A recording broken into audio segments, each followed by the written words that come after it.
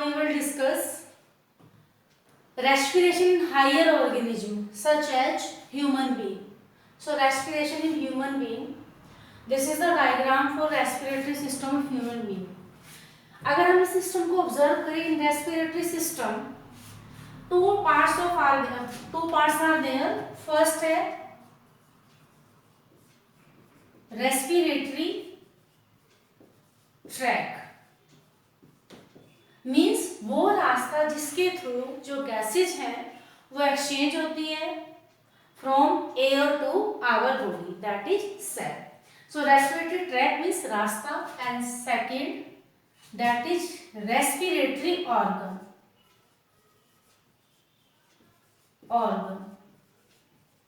That is lungs in human being. सो अगर हम रेस्पिरेटरी ट्रैक की बात करें, इस डायग्राम को हम ध्यान से ऑब्जर्व करें अगर, तो देखिए मैंने आपको न्यूट्रिशन चैप्टर में जब मैंने डाइजेस्टिव सिस्टम ह्यूमन आपको बताया था, तो मैंने आपको बताया था कि ये जो माउथ है और ये क्या है, नोज है, ठीक है. और जब ये माउथ और नोज जब अलग अलग ट्रैक से, this is food pipe and this is wind pipe, ठीक है. अब ये विंड पाइप आगे मूव करते हैं. अगर हम फर्स्ट पार्ट की बात करें, respiratory tract that is nose, और नोज के भी दो पार्ट हैं, एक तो दो होल्स हैं और होल्स के अंदर क्या है, कैविटी है. तो अगर हम ये कहें कि फर्स्ट पार्ट, अगर नोज में हम कह रहे हैं इट इज नोस्ट्रिल्स,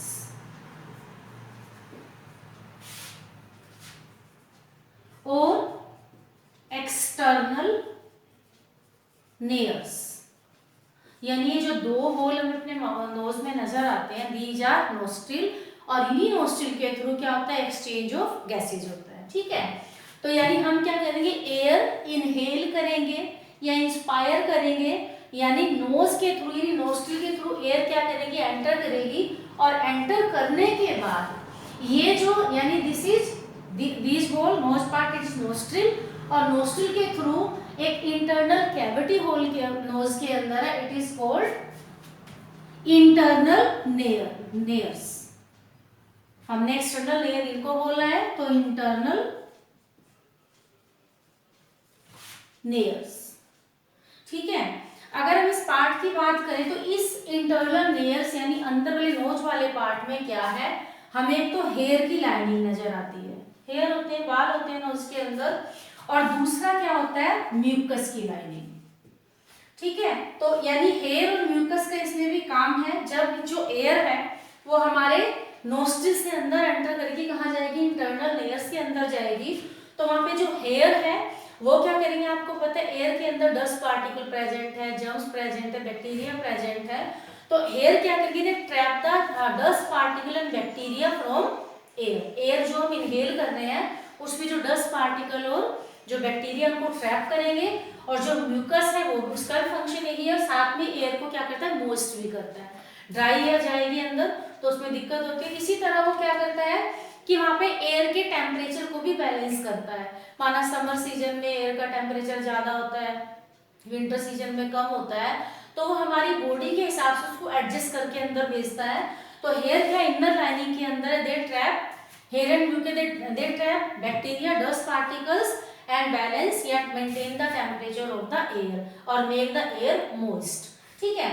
उसके बाद जो इंटरनल लेयर्स है वहां पे एयर फिल्टर होगी, फिल्टर म्यूकस और हेयर के थ्रू, क्योंकि वहां पे सिलिएटेड एपिथेलियम है. 9th क्लास में आपने किया है कि जो हमारा नोज है उसके अंदर क्या सिलिएटेड एपिथेलियम है, और सिलिएटेड एपिथेलियम के वो हेयर है जो कि 10 पार्टिकल्स और बैक्टीरिया को ट्रैप करते हैं, ठीक है. उसके बाद नोस्ट्रिल के थ्रू होते हुए इंटरनल लेयर के थ्रू कहाँ जाएगा, फैरिक्स. मैंने आपको न्यूट्रिशन चैप्टर में करवाया था, मैंने आपको उसमें ये बताया था कि जो पैसेज है ये क्या है, विंड पाइप है, और ये क्या है, फूड पाइप है. और विंड पाइप और फूड पाइप जहां आपस में मिलते हैं, इट इज कॉल्ड फैरिक्स. तो नेक्स्ट पार्ट क्या आ जाता है, फैरिक्स. तो फैरिक्स में क्या है कि जहां पे ओपनिंग है, मैंने कहा था कि जहां पे जो नोज यानी विंड पाइप और फूड पाइप आपस में कंबाइन होती है, तो विंड पाइप वाले पार्ट को क्या कहते हैं, glottis, it is called glottis, ठीक है. अब विंड पाइप और फूड पाइप को कवर करने के लिए मैंने आपको याद होगा फ्लैप की तरह स्ट्रक्चर बताई थी, दैट इज कॉल्ड एपिग्लोटिस। यानी फ्लैप मीन्स ढक्कन की तरह स्ट्रक्चर है, जब हम फूड को स्वेलो करते हैं तो विंड पाइप को कवर करती है, जब हमें सांस लेनी है, एयर को इन करना है, तो वो फूड पाइप को क्या करेगी, कवर करेगी। तो it is called flap like structure कहाँ पे होगी, at glottis, it is called epiglottis, epiglottis. ठीक है, ये क्या करेगी, इसको कवर करेगी। अब क्या होगा, जब एयर कहाँ जा रही है, फेरिक्स के में मतलब एंटर करेगी विंड पाइप में, तो ये फ्लैप क्या करेगा, फूड पाइप को कवर कर देगा, और एयर कहाँ एंटर कर जाएगी, इन ट्रैकिया। ये वाला part, this is part trachea. तो नेक्स्ट पार्ट इसमें क्या आ जाता है, ट्रैकिया या wind pipe.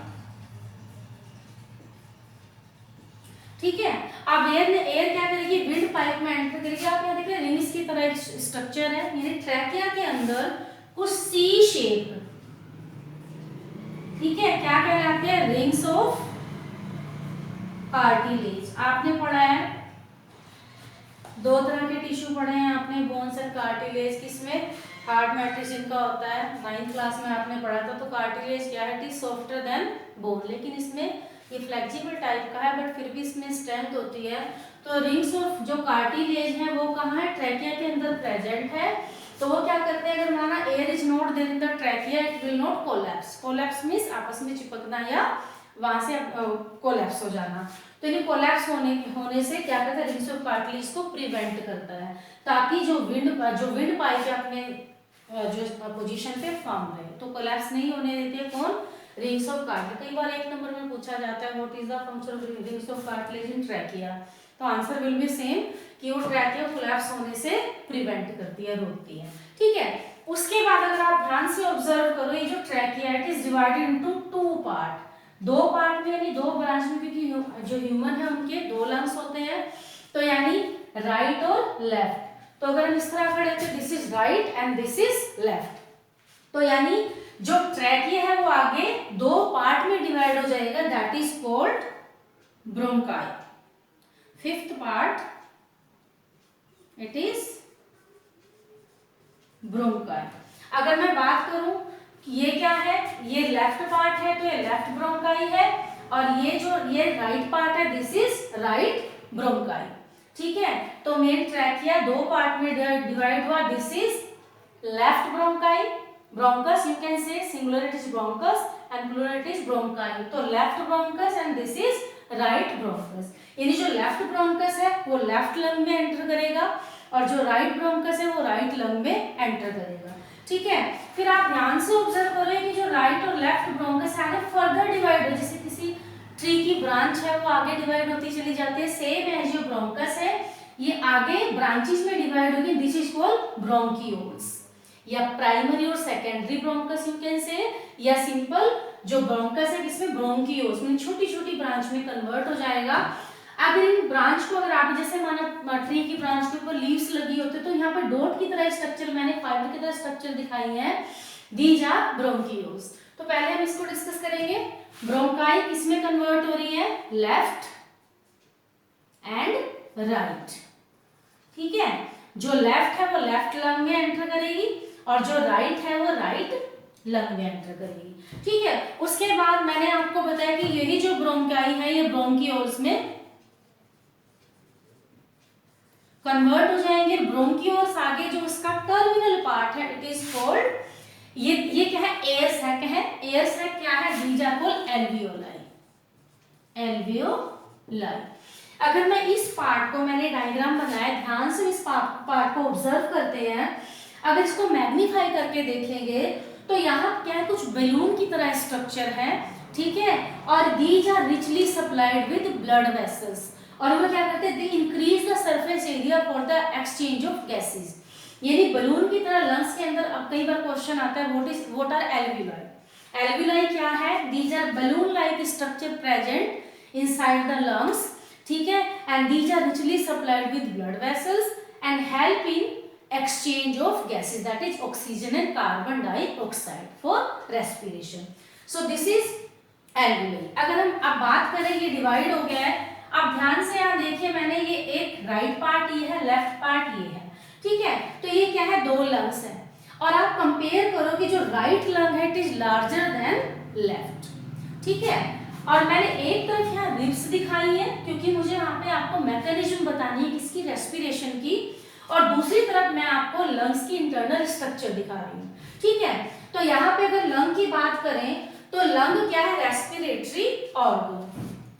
I am rubbing this, respiratory tract तो मैंने आपको बता दिया, now respiratory organ that is lungs.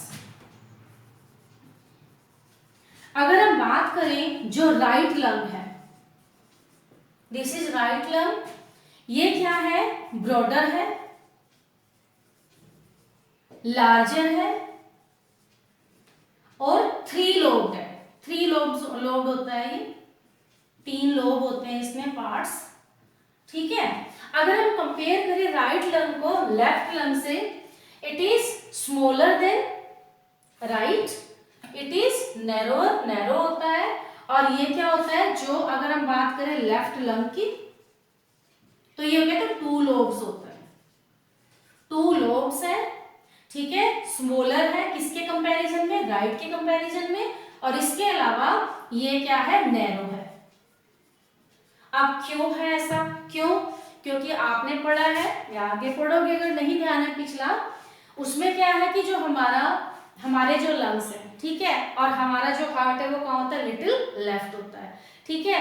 अब यहाँ पे हार्ट को भी एकोमोडेट करना होता है, हार्ट को भी जगह देनी ताकि वो पंप कर सके, कॉन्ट्रैक्ट और रिलैक्स हो चुके, आगे सर्कुलेटरी सिस्टम में पढ़ेंगे, तो उसको स्पेस प्रोवाइड करने के लिए तो वो अपनी जगह लेगा। तो जो लेफ्ट लंग है it is smaller than right lung, clear, ठीक है। अब उसके बाद ये हमने क्या किया, respiratory tract and respiratory organ, ठीक है। ट्रैक में हमने डिफरेंट पार्ट किए थे, ऑर्गन में हमने क्या किया, लंग्स। अब हम जो डिस्कस करेंगे now it is mechanism of breathing, यानी जो ब्रीथिंग है वो कैसे होती है, मैकेनिज्म ऑफ ब्रीथिंग। अब देखिए, ब्रीथिंग होने के लिए आपने बताया, सिंपल हम कह रहे हैं कि फिजिकल प्रोसेस है ना, कि हमने सांस ली छोड़ी, लेकिन एक्चुअल में होता क्या है, होता क्या है, माना एक गहरी सांस लीजिए, ठीक है, अंदर सांस लेनी है, ठीक है, आपने सांस ली। अब सांस लेने के इसमें आप देखो आपकी बॉडी में किस तरह के चेंजेस हो रहे हैं, फिजिकली आप क्या ऑब्जर्व कर रहे हो। अगर हम देखें कि जो हमारे लंग्स है, हार्ट है, वो रिब केज से क्या है, प्रोटेक्टेड है, रिब केज है, ठीक है। अगर आप यहाँ ध्यान से एक बात समझो, ये तो रिब्स है और रिब्स के अंदर क्या है, लंग्स है, ठीक है। और एक ये मैंने स्ट्रक्चर बनाई है, it is called diaphragm.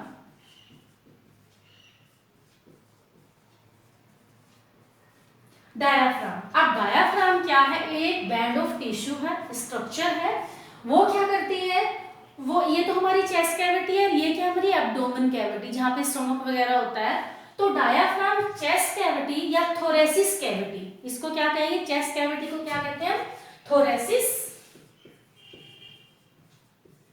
Cavity, यानी जहाँ लंग्स वगैरह है, और एब्डोमेन कैविटी क्या है, जहाँ पे हमारे स्टमक वगैरह, इंटेस्टाइन है, स्टमक है। तो ये क्या करता है, थोरेसिस कैविटी और एब्डोमेन कैविटी को सेपरेट करता है, ठीक है। अब अगर हम बात करें जो मैकेनिज्म ऑफ ब्रीथिंग है, तो मैंने आपको बताया था ब्रीथिंग के 2 पार्ट हैं, inhalation, inhalation means intake of oxygen, ठीक है, and exhalation means giving out carbon dioxide, याद है, ठीक है, स्टार्टिंग में बताया था, इनहेलेशन, एक्सहेलेशन। अब पहले हम क्या करेंगे, इन दोनों प्रोसेस को कंप्लीट करने में किनका रोल है, एक तो मैंने आपको बताया रिब्स और दूसरा diaphragm. First ribs and second diaphragm, यानी ये 2 स्ट्रक्चर हैं जो कि इंस्पिरेशन और एनहेलेशन और एक्सहेलेशन को क्या करती है, कंप्लीट करती है। फर्स्ट अगर मैं बात करूं इनहेलेशन, यानी सांस का अंदर लेना, ठीक है। अगर आप सांस आपने अंदर ली, छोड़ दो, छोड़ी, ठीक है, थैंक यू, ठीक है। अब आपने क्या करना है, उसमें रिब्स आप जो ऑब्जर्व कर रहे हो, यानी रिब्स आपको क्या लग रहा है, वो बाहर की तरफ आ रही है, आउटवर्ड आ रही है, आउटवर्ड, ठीक है। और जो डायाफ्राम है, जब हम रिब्स बाहर की तरफ आएंगे तो डायाफ्राम क्या कहाँ जाएगा, डाउनवर्ड, डाउनवर्ड। अब देखिए रिब्स जो है वो बाहर की तरफ आ गई है, डायाफ्राम नीचे की तरफ चला गया है, तो होगा क्या इससे, यानी डायाफ्राम डाउनवर्ड।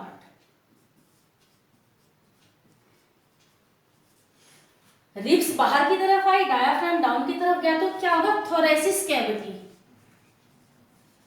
क्या जो चेस्ट कैविटी है इसका जो साइज है इट विल इंक्रीज, साइज क्या होगा, इंक्रीज हो जाएगा। अब जब साइज इंक्रीज होगा यानी एयर प्रेशर, अगर हम बात करें जो लंग्स के अंदर, अब लंग्स को क्या है, फैलने के लिए जगह मिल रही है, तो बाहर एटमॉस्फेरिक प्रेशर में क्या है, एयर की डेंसिटी ज्यादा है, लंग्स के अंदर कम है, तो बाहर से हाइयर डेंसिटी से जो एयर है वो क्या करेगी, लोअर की तरफ जाएगी और लंग्स के अंदर क्या होगा, एयर भर जाएगी, ठीक है। तो मैंने क्या होता है, इनहेलेशन। अब हमने क्या किया, सांस ली, अब छोड़नी भी है, अब छोड़ेंगे तो उसमें क्या है, छोड़ने के केस में क्या होगा, इसका रिवर्स प्रोसेस होगा। अगर मैं एक्सहेलेशन की बात करूं तो एक्सहेलेशन में रिब्स जो आउटवर्ड गई थी तो वो कहां चली जाएगी, इनवर्ड, ठीक है। और जो डायाफ्राम है जो डाउनवर्ड गया था, अब क्या होगा, वो कहां आएगा, अपवर्ड, यानी डायाफ्राम पहले नीचे गया था, वो कहां जाएगा, ऊपर, तो यानी डायाफ्राम अपवर्ड। तो होगा क्या, थोरेसिस कैविटी का साइज इनहेलेशन में तो इंक्रीज हुआ था, एक्सहेलेशन में क्या होगा, डिक्रीज हो जाएगा। यानी जो साइज है, ये इनहेलेशन की बात कर रही हो, ये एक्सहेलेशन की, तो क्या होगा, जो थोरेसिस कैविटी है उसका साइज क्या हो जाएगा, डिक्रीज। अब साइज डिक्रीज होगा तो क्या होगा, लंग्स के ऊपर प्रेशर पड़ेगा, और लंग्स के अंदर क्योंकि वहां पे एयर जो कार्बन डाइऑक्साइड रिच एयर है वो अंदर है, क्योंकि ब्लड ने इसको एक्सचेंज किया, तो वो क्या होगा, अंदर प्रेशर ज्यादा है, एटमॉस्फेयर में बाहर की तरफ कम होगा, तो होगा इनहेलेशन में, सॉरी एक्सहेलेशन में क्या होगा, रिब्स अंदर जाएगी, डायाफ्राम ऊपर आएगा, थोरेसिस कैविटी का जो साइज है वो डिक्रीज होगा, एयर के ऊपर प्रेशर पड़ेगा, अब हाई प्रेशर की वजह से एयर जो है वो लंग से बाहर आ जाएगी, और बाहर आने के केस में एल्वेओली से होते हुए बाहर ट्रैकिया के थ्रू, नोज के थ्रू क्या हो जाएगा, एक्सहेलेशन। तो this is the mechanism for breathing. This is sufficient for today and thank you and have a nice day.